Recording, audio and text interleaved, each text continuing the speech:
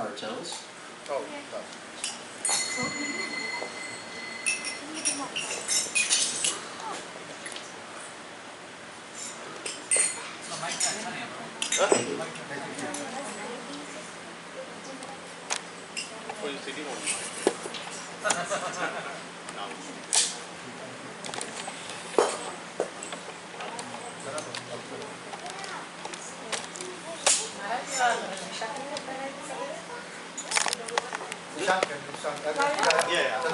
ये कर देगा। Okay, come. Come.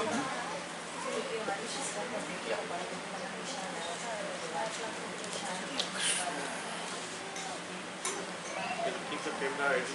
You see this चल रहा है. This one is working. This is boot हो रहा है दोबारा.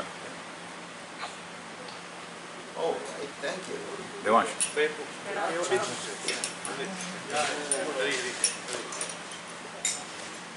Jaya Radha Madhava Kunda Vihari.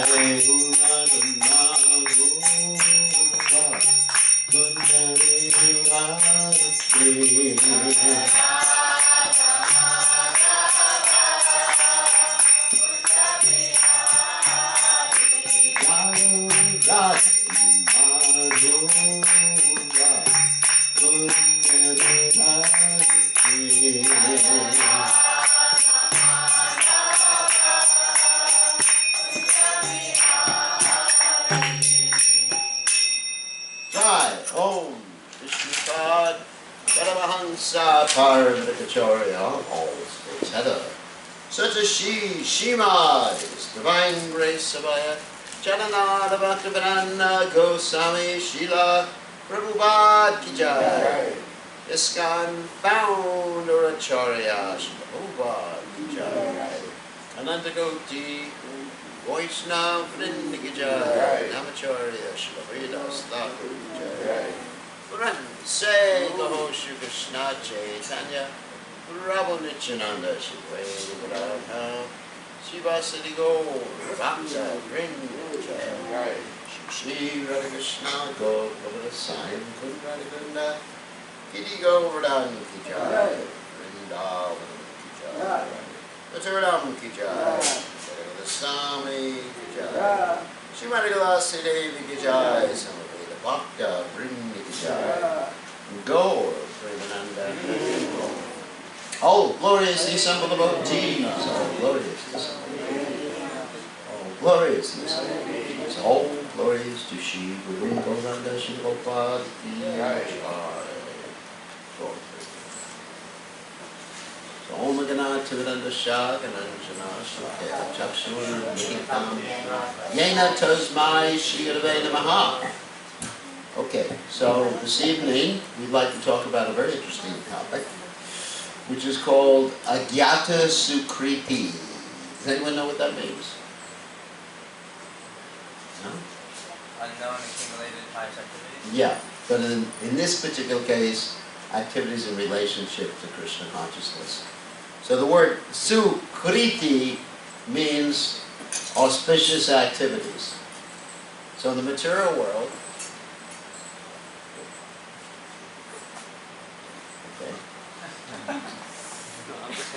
oh, in case I ask questions of the audience. So in the material world, Are you getting it? yeah, that's fine. That's not fair. Maybe you can turn that light off. It's kind of. We've had enough light for this. Well, that's fine. Yeah, that's fine. In a different direction. It's not going to cause any problem. So in the material world, we have a conception of what is good activities, and we have a conception of what is bad activities. But according to the Vedic literatures, we understand what's good or bad because we have Krishna's description. Dharmam tu sakshat bhagavat pranitam. That good and bad, or dharma, only comes from one source, Krishna. Not from me, not from you. I can repeat Krishna's words, but it doesn't come from any other source other than Krishna. That's why we have this cyclic succession.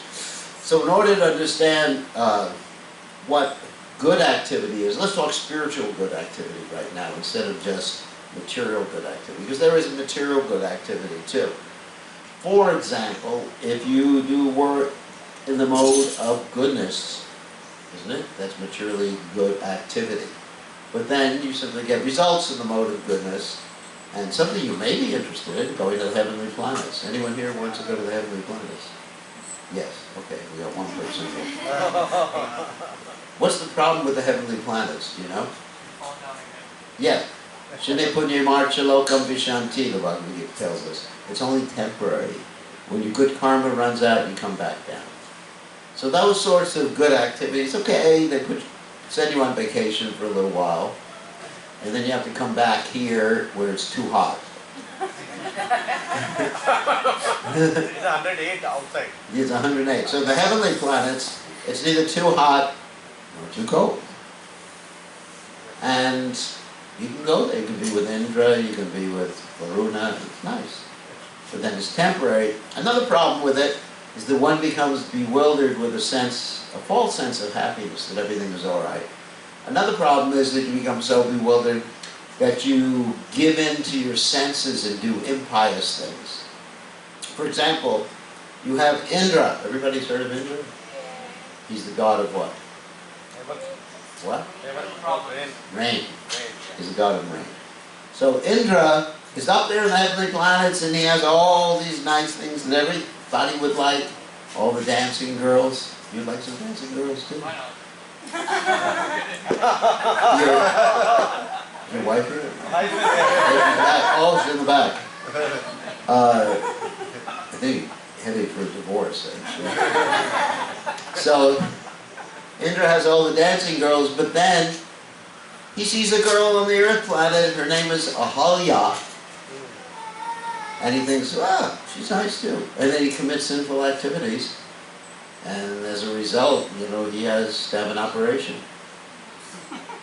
He gets cursed to lose his masculinity, and then he gets an operation to get it back from an animal. I'm not going to tell that story. So, that's the problem with going back to the planet. So we are interested in spiritual sukriti. And spiritual sukriti, we call sometimes agyata sukriti. We're getting spiritual good activities or good association without knowing. And this is described in the Chaitanya Charitamrita. Brahmanda Brahmate Kamna Bhagwan Jeev Guru Krishna Prasadi Bhai Bhakti Lata Beach. That roughly translated is that we are wandering all over the different universes, and by the mercy of Krishna one gets what? What? Wow, he knows. He's really a good devotee. You should be proud of him. So we get the seed of devotion, but from who? What? A pure devotee. That seed of devotion is called the Bhakti Lata Bij. Now that's maybe a Gyata Sukriti. In other words, let me tell my own story how I got the seed of devotion from Prabhupada. One day I was listening on the radio, trying to listen to the Beatles, or whatever nonsense group was there in the 1960s, before anyone here was born. Who was born? Oh, Indrajit was born. No, he wasn't. He was a little baby at that point. So I was listening to the radio, and all of a sudden I heard Prabhupada chanting. And that changed my life. That was the Bhakti Lata Bij. You can get the Bhakti Lata Bij from a recording too. Because a pure devotee can empower others, or even power a recording to give you the Bhakti Lata Bij. And that changed my whole life. So even though it's called the Gyata Sukriti, you don't know what's happening. It's not by accident. There's a difference. There's a reason you get that association, because it's stated that by the mercy of Krishna one gets Guru, and by the mercy of Guru one gets what? Krishna. So in other words, one has to be ready for it. It doesn't happen accidentally. Agyata Sukriti doesn't mean accidental, in the sense that, hey, you just like rolled the dice and you came up with snake eyes or something. Or you're playing a card game, you came up with, I don't know, the Joker or something. I've never played a card game, I don't even know what it is. Full house. A full house, all right, he knows. He's more advanced than I am. So, I know nothing about this stuff. So, it doesn't happen accidentally. But Krishna's arrangement, because one is ready for it. I remember, even in my own case, going back to the history of how I heard Prabhupada on the radio, I was praying for God to reveal himself, to tell me who he was. And that's why I tuned on the radio. Nothing's accidental. Not a blade of grass moves without the will of the Lord. So anyways, I'm going to tell you some stories about Agyata Sukriti from the Shastras. And some of the Shastras I'm going to make reference to are writings by Bhaktivinoda Thakur. Particularly one writing is called the Jaiva Dharma. Some of you may have heard of this work. So, here's the first instance of the Agyata Sukriti. Once upon a time in Varanasi, does everyone know Varanasi? Yeah. You know where it is? Yeah, it's on the bank of the Ganges, and it's a place for Mayavadis. Everybody knows what a Mayavadi is? The Mayavadi says that you're Maya, he's Maya, God's Maya, you're all Maya, except for me. I'm real. Everybody else is Maya. So that's a Mayavadi. Basically, he's saying that God is illusion. I got tissues here. Oh, you got Yes.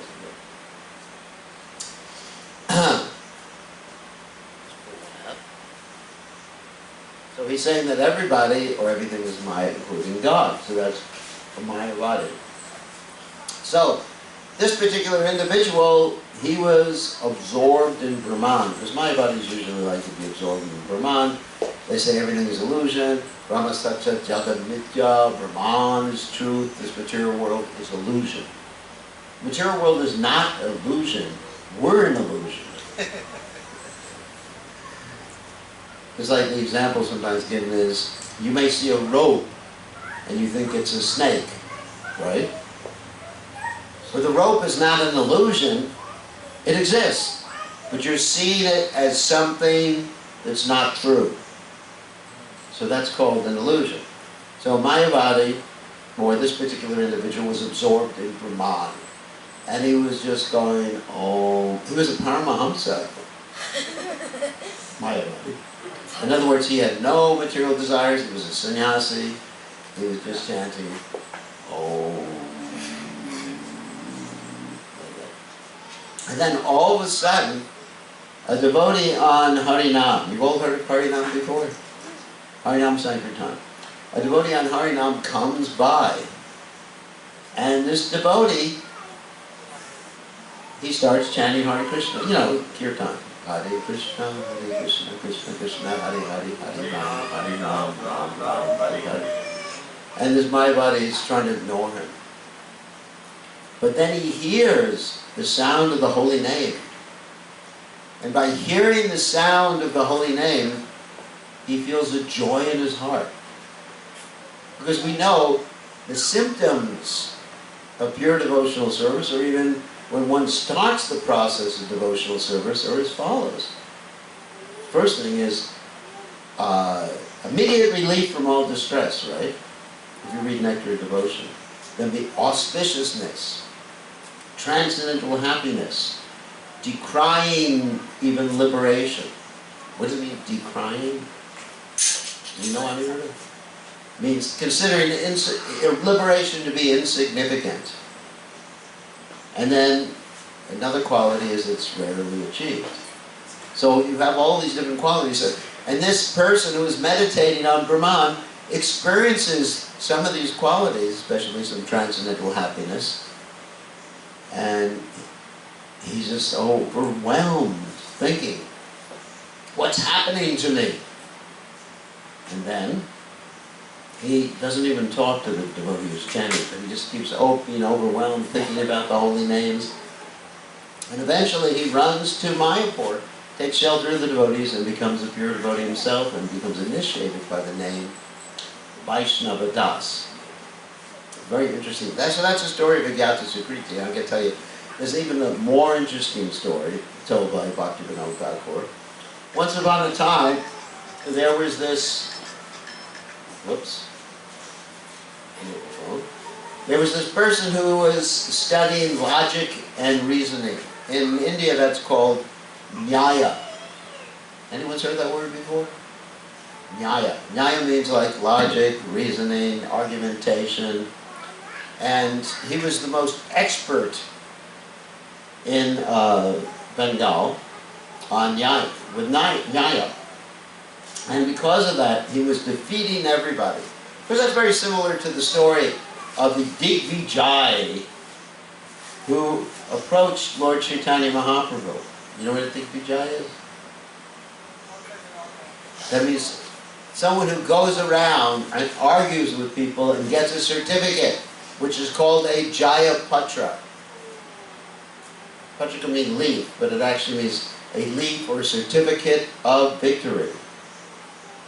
And so this person approached Lord Chaitanya, just to explain what a Digvijaya is.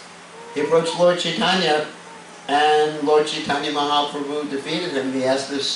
Lord Chaitanya asked this Digvijay, who had been blessed by Saraswati, the goddess of learning, to recite 100 praises of Mother Ganges. And he did. And then Lord Chaitanya found some fault in the 100 praises, and this Digvijay became bewildered and defeated by Lord Chaitanya Mahaprabhu. So another instance of the Digvijay is in the story of one particular Digvijay who approached Sanatana and Rupa Goswami and wanted to challenge them to a debate.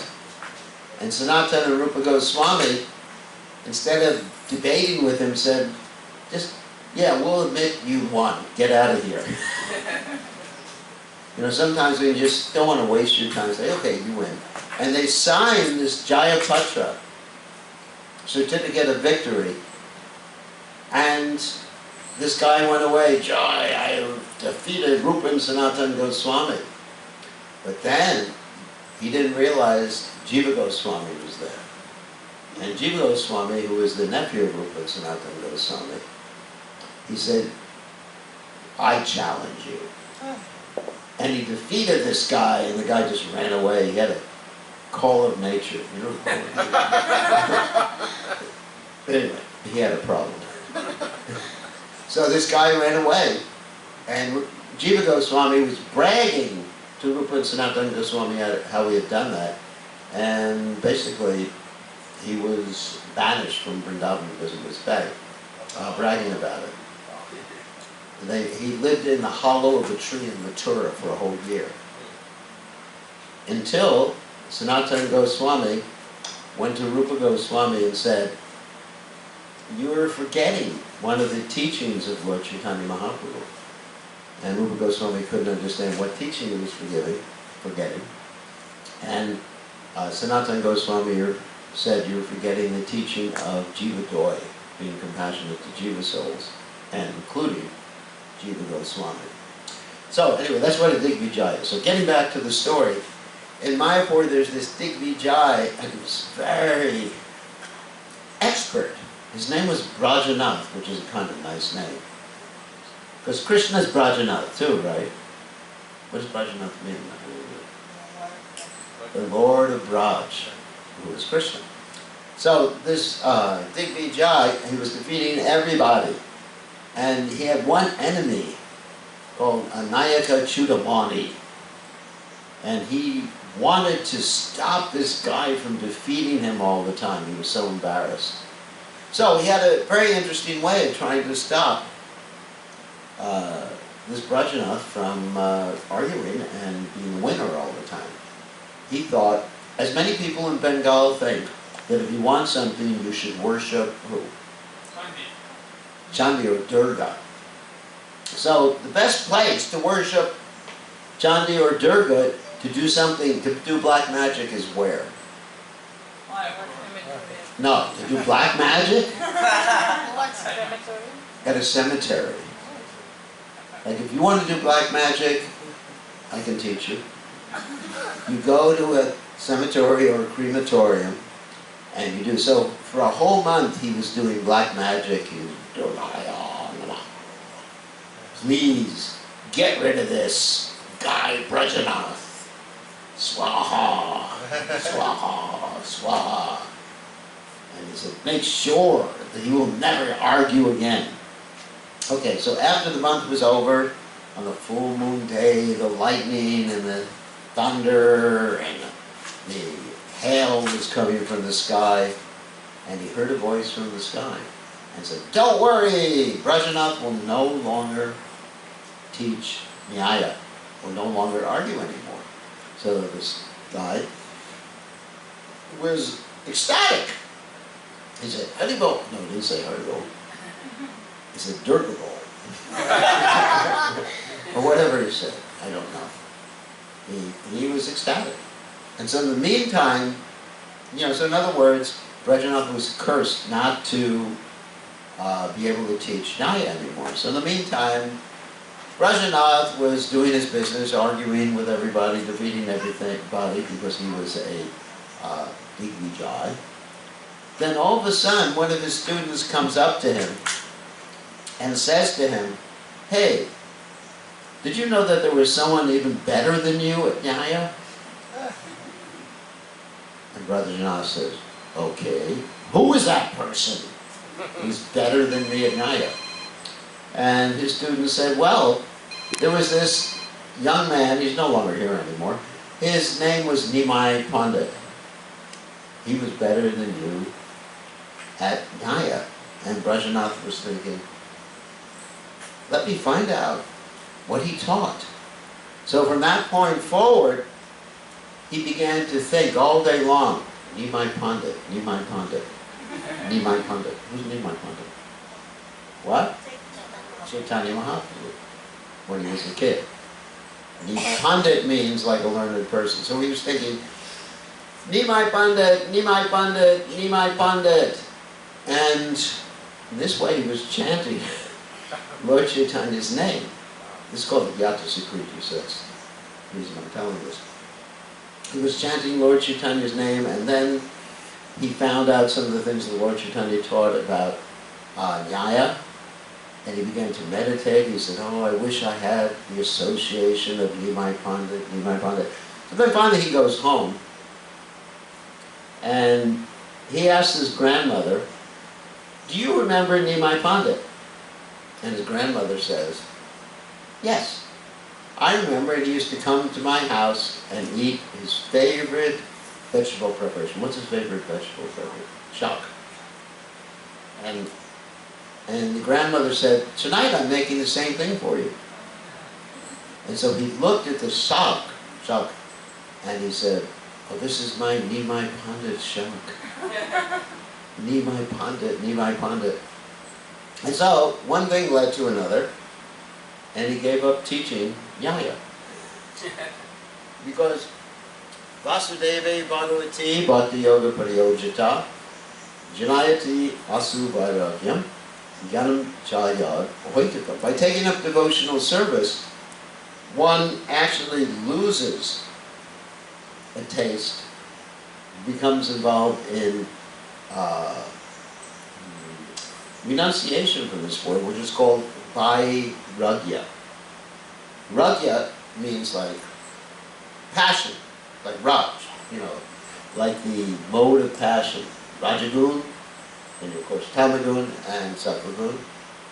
That's why a king is called Maharaj, that means big passionate one.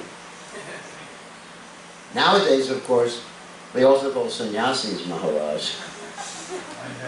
But that's not the traditional name for sannyasi. Traditional name for sannyasi would be Swami, or something like that. Or a Babu, or Babaji, or something like that. But not Maharaj. But nowadays, sannyasi, I guess, have to have some passion. Because that's why a king, Maharaj. King has to be in the mode of passion, like a Kshatriya is in the mode of passion, Brahmins in the mode of goodness, and then a Vaishyas in the mode of mixed passion and ignorance, and a Shudras in the mode of what? Ignorance. So, anyway, so this Rajanathi became a great devotee of the Supreme Personality of Godhead, went to the other devotees, took initiation, and realized his spiritual nature as a coward boy. And this story is told in the Jaiva Dharma. So, I'm going to tell several final stories. No final stories. So, this is also another story from the Jaiva Dharma. Once upon a time, there was a couple in around Mayapur. They were close to Mayapur. And their names were Chandidas and Damayanti. Very nice couple. But they were very materialistic. They had no desire to serve the Vaishnavas. They were so stingy that even if a devotee came to their house, they would just say, go somewhere else. Get out of here, you beggar. Anyway, so in this way, they raise their children. Sometimes the children become like the parents, sometimes the children are not like the parents. But in this particular case, the apple didn't fall far from the tree. You understand that? That means the children were like, they had 3 sons, and 3 sons were married. And that means they had 3 daughters-in-law. So, what happened is, they were very displeased with their sons and daughters-in-law, because they had imbibed or taken up the same characteristics as the parents. And so they were very stingy, they didn't want to take care of the parents, they were very greedy. And so the parents were thinking that we need to have more help from our children. And they're not treating us properly. So they thought the best way to get more help from the children was to bribe them. They said, that whoever serves us the best will give a special extra inheritance to. Pretty good, isn't it? We have money that we didn't even tell you about, that we have hidden. And if you serve us, which one of the three couples serves us, then they'll get that money. So the three couples met together that night, and they said, who can trust these parents? You know, maybe they'll give it away unfairly. So they said, let's make a plan. Let's send them away and steal the money. Because they basically knew where the money was.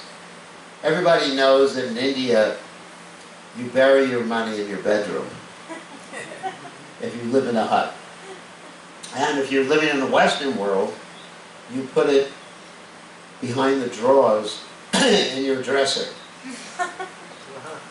I mean, you may think you're tricking everybody, but everybody knows where you keep your jewelry.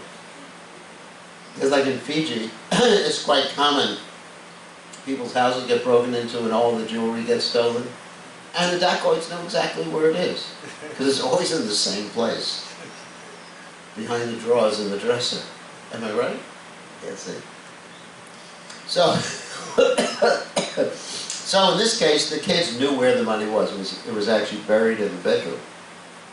So what happened is that they told the parents, you should go on pilgrimage to Mayapur, and we'll send someone with you to take care of you. So they said, wow, our children actually care about us. They love us. Prabhupada said, repeating person Chandra Pandit, he said, too much devotion is the sign of a, what? Thief. Like if someone comes up to you and appears very devoted, uh-oh, what does he want? Just like if you go to buy a car, you go to a car salesman, and he's so devoted to you. We had one time I went to a car dealership, and I hadn't seen this salesman for like 15 years, and he remembered me. He said, oh, Mr. Swami, how are you? And how is the Swami family? I said, no family. He said, no. So they're so devoted. That's how you sell something to someone.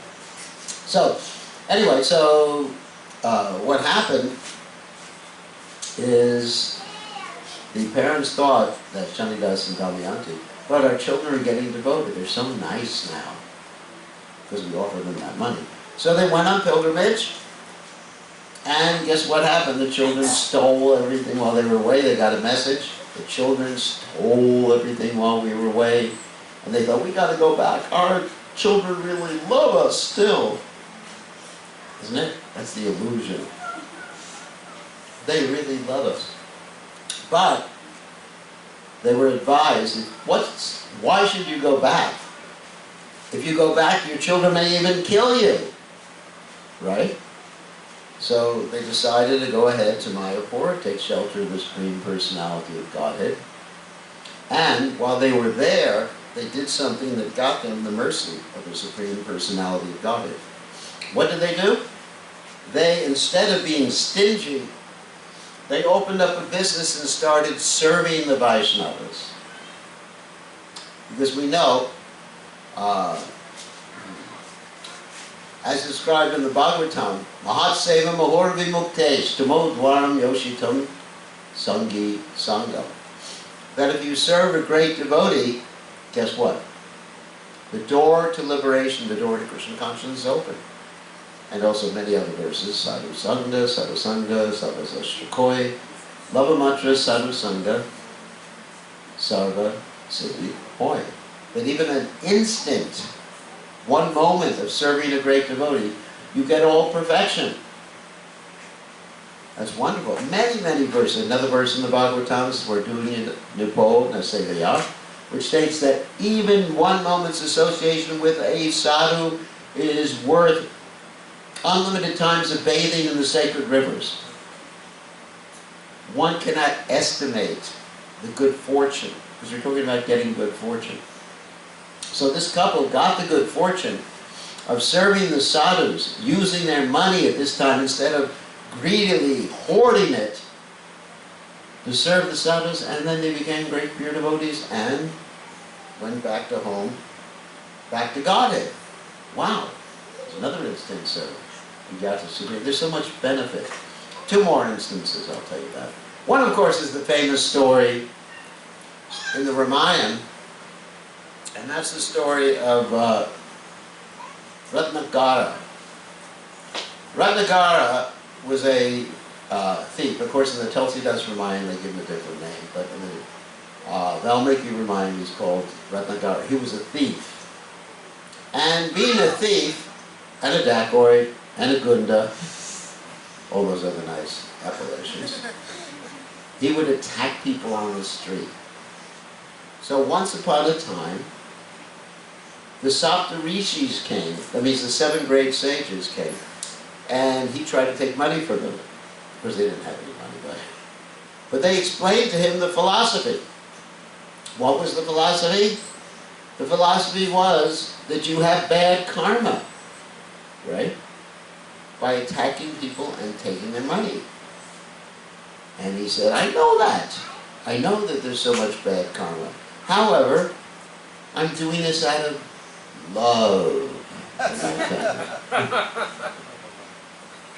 He said, oh, it's love, love. All you need is love. So, the Saptarishis, being very intelligent, understanding how to preach to this guy, said to him, yes, if your family loves you so much, I'm sure they'll be willing to take some of your karma, right? And he said, of course.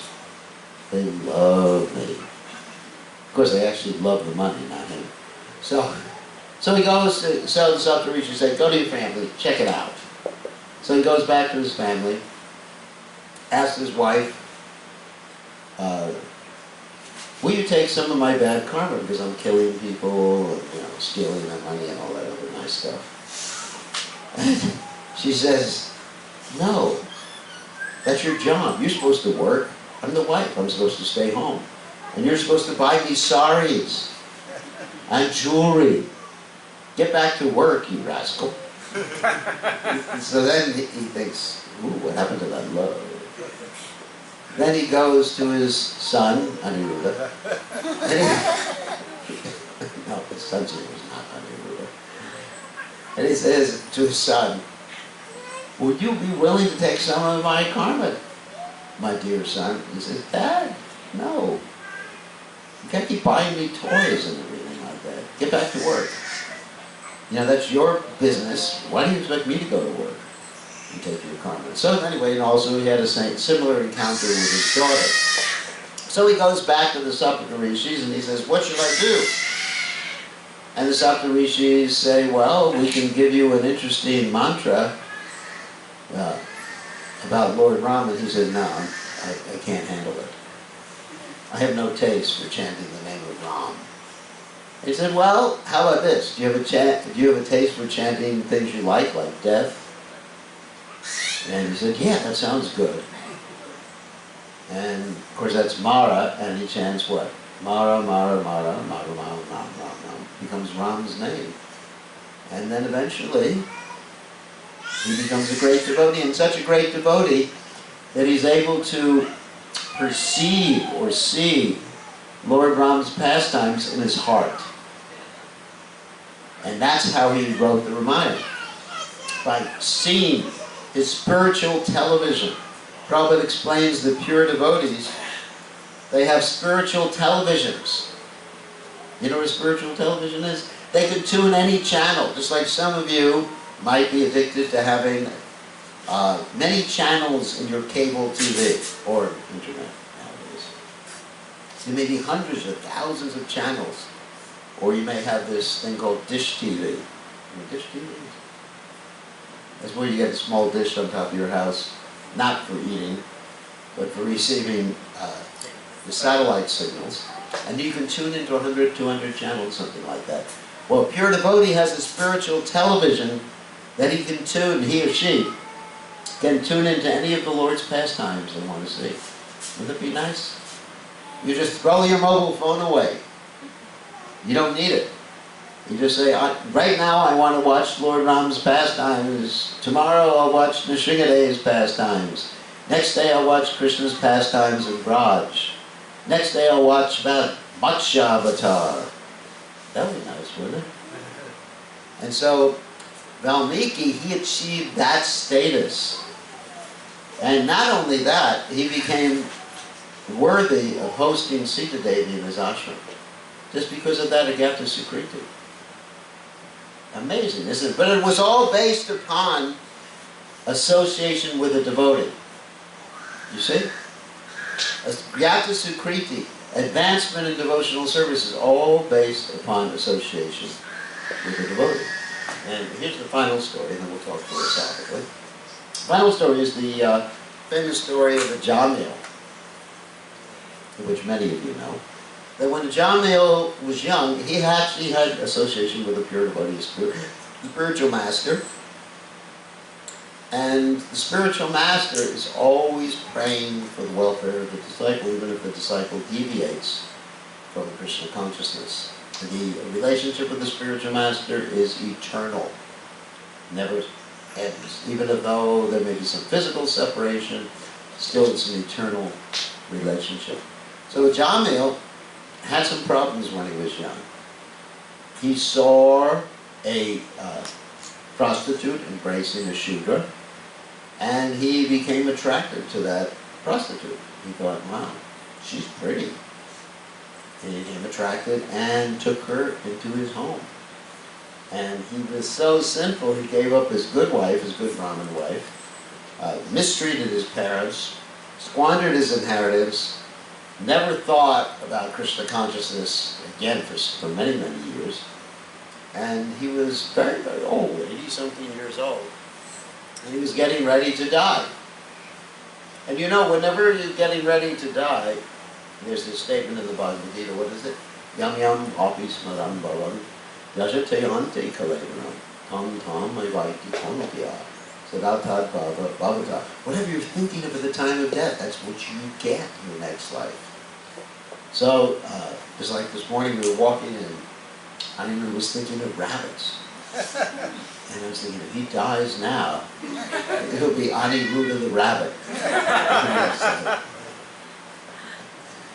And of course you have Bharat Maharaj, who's attached to a deer. And even though he was a greatly advanced devotee, he became a deer in his next life. So it's quite dangerous, whatever you're thinking of, the time of death. So make sure when you're getting ready to die, if you have some warning, you have devotees around you, and you're not watching television, it'd be a bad idea. Anyway, so there's the Jamil. He was quite old, 85 or something, and he had a young son. His young son, fortunately, was named Narayan. And then what happened is that he was getting ready to die, and then he saw these interesting persons coming after him. They're called the Yamadutas. Someone may think that Yamadutas are something out of your imagination, or something, we made out in the Shastras to scare everybody. Just do what I say, or the Yamadutas are going to come to get you, Aniruddha. No, it's not like that. They're real. How do I know they're real? Well, once upon a time, I didn't see them. Don't worry. Once upon a time, one of our Sankirtan devotees was distributing books in the airport, and she happened to distribute books to some morticians. What's a mortician? People who take care of dead bodies. They're moochies. Anyway, so she asked them, what do people look like after they die? Because, they take care of the body. And this mortician said, well, it's kind of peaceful. And then she thought for a second, she thought, well, that's because they probably drug people out when they're getting ready to die. And then she asked, what do people look like who have not been taking drugs, like at the hospital or something like that, or before they gave people drugs? What do they? And she made a face. She said, Do they look like this? You know, no, sorry. And the mortician turned white. And he said, yes, you're right. They look like that. And that's the Yamadutas. Like that. So the Yamadutas came to get a Jamil. And they pulled the soul out of the body with the ropes of Varuna. They just yank you out of the body. And they take you away. Very dangerous. There was only one instance I can think of in the Shastras where Yamaraj or the Yamadutas were argued out of taking the soul away. What is that story? That's Savitri and Satyabhama. At Savitri, she was walking with Yamaraj, and she was so chaste to her husband, such a great devotee, that she was able to have a discussion with Yamaraj, please Yamaraj, and basically get a benediction, even after Yamaraj didn't want to give her husband back, but she got the benediction to have 100 sons from her husband. And she tricked Yamaraj. That's the only case I know which Yamaraj was tricked. Otherwise you can't trick him. So Jamil was approached by these Yamadutas, and he was chanting to his son, oh, Orion, Orion. And guess what? That's also the name of God. So that's a Gyata Sukriti. But that also occurred because of his previous association with the spiritual master. He was a good devotee before, and he fell down. And his guru was actually saving him. That happens. And so, therefore, the Vishnudutas came, got rid of the Yamadutas, and then, but he didn't go back to Godhead at that point. He had to execute more austerities as a devotee and deliberately take up devotional service and go back to Godhead. So Gyata Sukriti is not enough. You got to do something about it. You understand? You have to decide to be a devotee. It's not that you're dragged back to Godhead against your will. You have to want to be there. Oh, just another story that just came to mind. I wasn't planning to tell the story. A similar story is the story of Bilvamangal Thakur. Bilvamangal Thakur was a great devotee, but he fell down and became very attached to a prostitute. And her name was what? Remember? Chintamani. You must know the story. You know the story. So Bilvamangal Thakur, being a great devotee, was very attached to this prostitute, his lady, his girlfriend. And he wanted to see her one night, and he was thinking, I cannot live without her. Life is useless without her. So that night it happened to be thunder, lightning, storm, river overflowing. And so he, in order to see her, he had to cross a river, and it just says that he had to grab hold of a dead body in crossing the river. He was so determined. He had to climb a wall, because she had actually locked the gates. And he climbed, and he actually used a snake. He didn't think it was a snake, he thought it was a rope, but it was a snake. And he climbed the wall, showed up at her door, completely, let's say, torn and bleeding and everything like that. And she couldn't believe that he had come. And she said, when she saw him, you're a Mongol. If you were as attached to Krishna as you were to this body of vile mucus and pus, you'd be a pure devotee. And then what did he do? He ran to Vrindavan at that point. Very interesting story. And then, of course, there's other encounters that he had. He put his eyes out because he again became attracted to a female, improperly attracted. So that's another instance of Agyata Sukriti. Very, very interesting. I think there's actually another story of Tulsidas too, who's the author of the Ramacharitamanasas. He was very attached to his wife too, and his wife had, her father had given him a cloth shop. It's an interesting story. And he was so attached to his wife, he wouldn't sell any of the good saris that were in the cloth shop. He thought they should belong to his wife. And so she got really angry with him and basically chastised him, and then he left. And he began to write the Tulsidas Ramayana. So there's so many stories like that. So The reason I'm telling these stories is because it is our duty to go and give people Krishna. One may say, oh, we're not pure devotees, we're not like these great devotees described in these shastras. But Prabhupada and Lord Chaitanya were very much conscious to recite this verse from the Chaitanya Charitamrita. And the verse states that if one is born or has heritage in Avarta Bhumi, Manusya Janmajar, then his duty is to give others Krishna consciousness. So one may say that I am not a pure devotee, I am very far removed from being a pure devotee. But Prabhupada, like I mentioned in the beginning, how Prabhupada was able to empower a recording to give me Krishna consciousness in the beginning. We are also empowered. That's the statement in the Chaitanya Charitamrita. When Lord Chaitanya Mahaprabhu was present over 500 years ago, everyone who saw him became Krishna conscious, and everyone who saw the person who saw Lord Chaitanya became Krishna conscious. Lord Chaitanya was in South India, and one Brahmin, his name was Kurma Brahmin, wanted to follow Lord Chaitanya. And Lord Chaitanya said, no, you go back home. And Stanis Tata, Shrutikatan Tan Vanmanovir.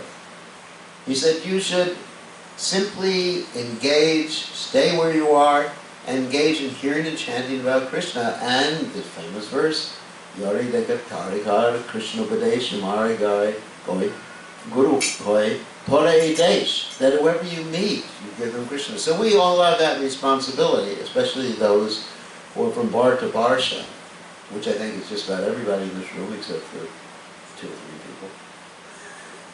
And also I have that responsibility because I've been given the mercy by His Divine Grace Srila Prabhupada to bring others to Krishna consciousness. If one has this great Krishna consciousness, the knowledge of Krishna consciousness, how to proceed on the path of Krishna consciousness, Bhakti Yoga, then if one doesn't help others, then one is a kripana. You know what a kripana is? A miserly person. Like if you have a lot of money and there's people dying, don't have enough to eat, and you don't help them, give them prasadam, of course, then what does it say about you? Or if someone is dying on the street, so they got hit by a car, and you just walk by and say, Haribo. What does it say about you? A devotee is para dukkha dukhi. If you actually want to consider yourself a devotee, that's the quality. Para dukkha dukhi means to be concerned with others' happiness. Others' happiness is just as important or more important than one's own happiness. And so we can act in such a way, because we have this knowledge, to help others and give people the ultimate goal of life, which is Krishna consciousness. And that is the responsibility of each and every one of us. We can make others' lives fortunate. Prabhupada said, at one point he said, I have created your good fortune. And he said, now it is your duty to create others' good fortune. And that's a Gyata Sikriti. That's why we have Harinam Sankirtan. So people hear the holy names, and then they become devotees. Eventually. Maybe not all in this lifetime, but you started their Krishna consciousness, their prasadam distribution. I'll tell you one modern story that illustrates this. This is a modern story, not from the Shastras. Once upon a time, when devotees opened up the first temples in South America, particularly in Brazil, the government was very suspicious of the devotees' activities. They thought the devotees were agents of the CIA. Like in India, it was the same thing. Actually, I worked in South America for years, and I experienced that because people accused me and other devotees from America of being CIA agents. And I tell you, I was never a CIA agent. I was an agent of Krishna and Prabhupada. And still am, hopefully. So they would send spies to the Krishna consciousness movement to see what we're doing. They thought, we'll discover what they're doing and how they're actually CIA agents. All right, so these spies were actually like soldiers who were trained to be spies. So in Brazil, they sent soldiers, that acted like they were devotees. So they came into the movement, they said, oh, I want to be a devotee. They didn't. And the devotees said, okay, you gotta shave your head. Okay. Shave the head. So, moves into the movement, moves into the temple, chants the holy names for some period of time. Then after about 6 months, time for initiation, Prabhu.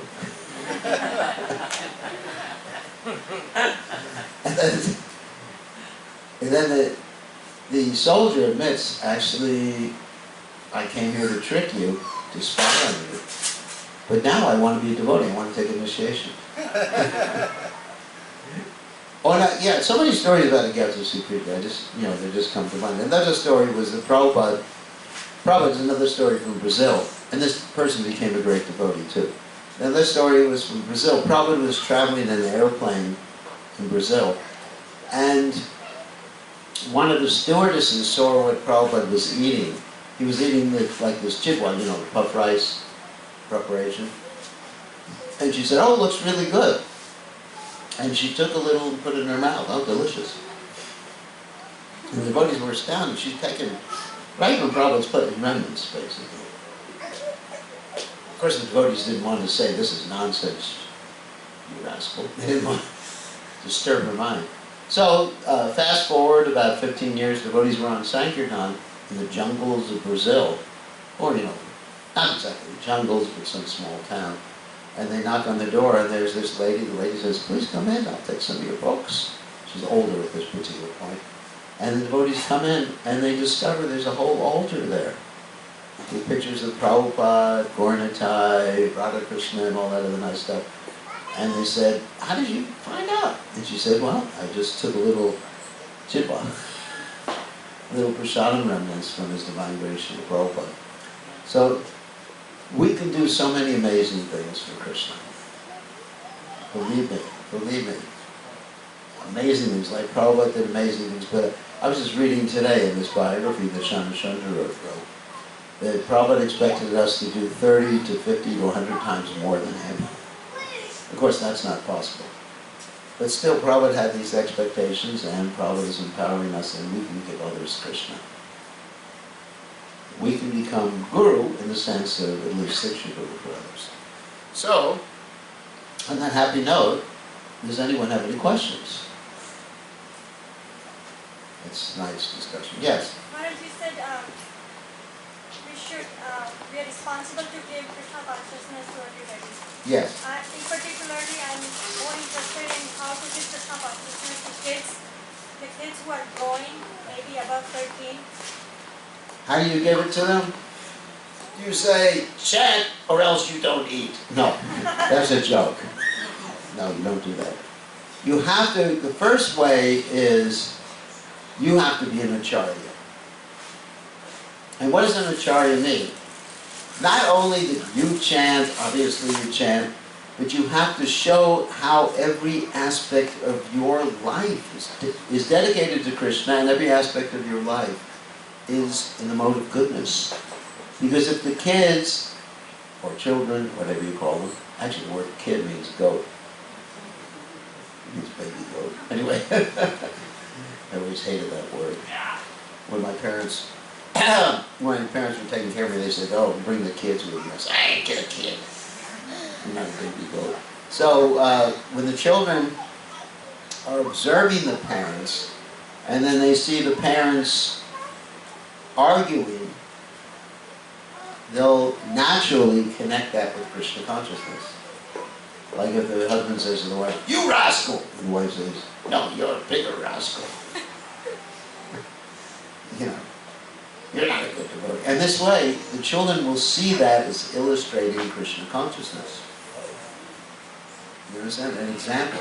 So devotee, like Prabhupada was asked one time, what is the quality of his disciples? And Prabhupada said, the quality is his disciples are perfect gentlemen. Of course that means perfect ladies too. So we have to be admirable at every step. In other words, we have to be acharyas. There's two things, prachar and achar. Prachar means basically what you say. And achar means what you do. I mean, it's quite common that parents will tell children, do what I say, but don't do what I do. In other words, you should... Anyway, you don't want you to copy me because I'm a rascal. So, my understanding is that the parents are loving with the children, they set a good example, and also they give the children the freedom to choose. Because whatever you force a child to do, they're going to rebel. That's natural psychology. But if you're happy in Krishna consciousness and loving with each other and loving with the children, who's going to reject that? I mean, who's going to reject such a situation like that? I mean, it's not intelligent. Because the child will feel shelter in the home. But if the child doesn't feel shelter in the home, or if he feels, or he or she feels the parents are forcing them to be Krishna conscious, and just that the fact that you're being forced to be Krishna conscious, that's a bad Vaishnava quality to force someone. Because Krishna consciousness is voluntary. And sometimes children will become not devotees, demons. So, sorry about that one. Like a Dwait, I mean, you can't really expect 100% of the children to become devotees. Like a Dvaitacharya, he had 6 children. 3 of them were non-devotees. Did you know that? Who is a Dvaitacharya? I know he's one of them, but what is his name? He's God. He's Vishnu Tattva. He's Sadasheva, he's Mahavishnu. And he had 6 kids and 3 just said, well, they just didn't make it. So you can't be assured of success. But the best way is that you set a perfect example yourself and are loving. You know, everybody has free will. You can't force someone to be Krishna conscious. And you can't force someone to be a demon. Just like the case of Maharaj. His father wanted his son to be exactly like him and get into the family demon business. Understand? You can't force. Just like, well, my father wanted me to join the family business too. Well, it wasn't demon business. It was actually Brahminical businesses, the cleaning business. He owned many dry cleaning plants. So, clean, Brahminical. So my father said, join my business. And I said, no, Dad. My father said, I'll offer you $100,000 if you join me. And I said, no, Dad. So, you know, everybody has free will. And so, but if you wanted, let's say, have the best opportunity to bring your children to Krishna consciousness, you have to show the first-class example of what Krishna consciousness is. Specifically, not arguing husband and wife with each other. That's what. Actually, also Prabhupada said if the husband and wife don't argue, the goddess of fortune will be there. Pretty good, isn't it? Of course, that may be impossible if they don't argue.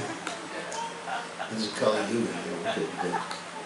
But at least there should be, you know, a nice Krishna conscious example. So, does that answer the question? Yes.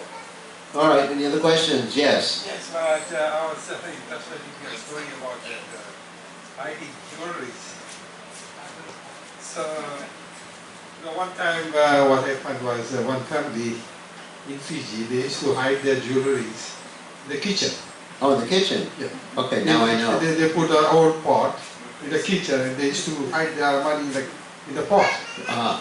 So the jewelry was always safe because the thieves, they check in the bedrooms. Yeah. So one day these thieves, they broke into their house, they searched the money in the drawers, they could not find any money, and they felt hungry. So they went to the kitchen to eat some food in there. And guess what? They found the money. Yes. The point about money is actually one shouldn't be hoarding money. Money should be spent. Money should be spent on Krishna consciousness. If you hoard money, it actually causes Kali to come. Kali means that people start fighting about it. Like if someone has money and people know about it, people will get envious, people will fight with you.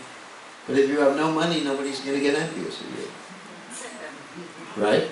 Like what happened with Sanatana Goswami when he just escaped from jail. Does anyone know that story? Sanatana Goswami had escaped from jail. He didn't know he had any money. His servant Ishan had 8 gold coins, right?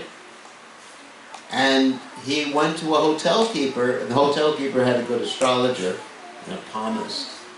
And the palmist and astrologer said, he has 8 gold coins.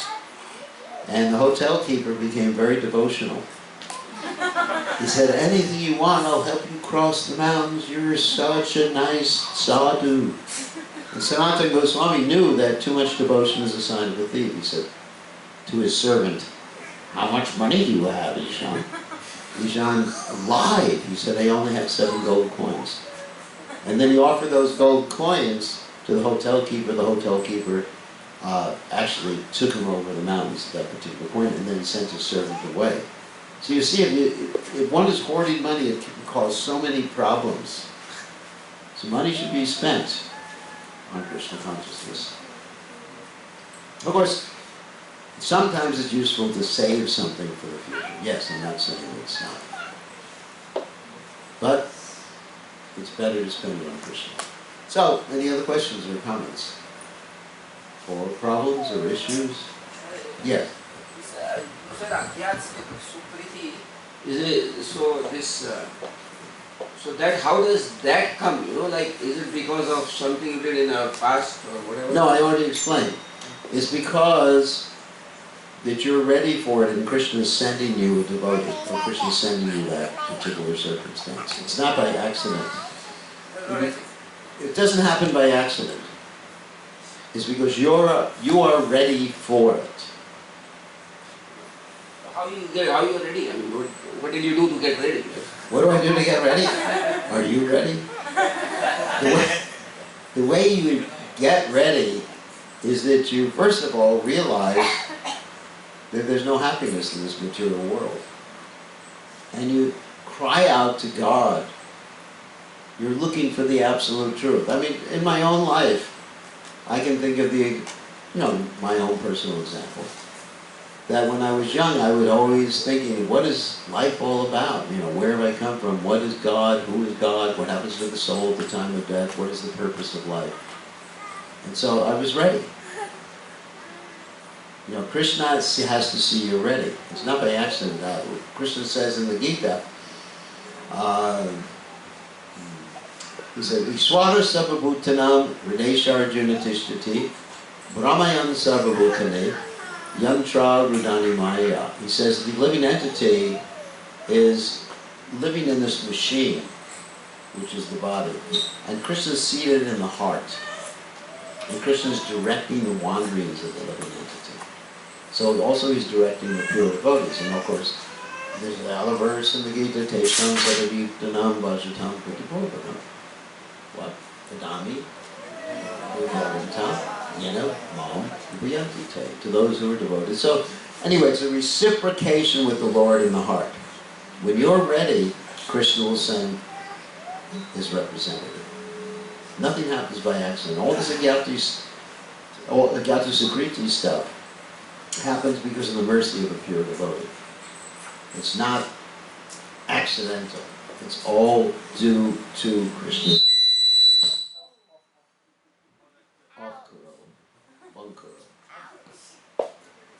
So, I think we have to end now, right? Yes. Because it's getting late.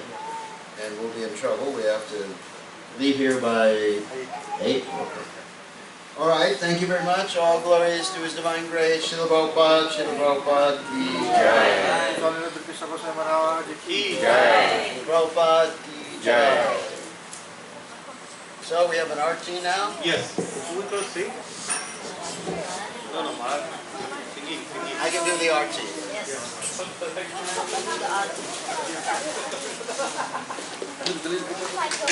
Alright.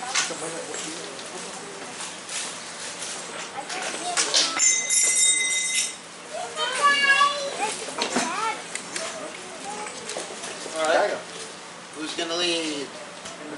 Ini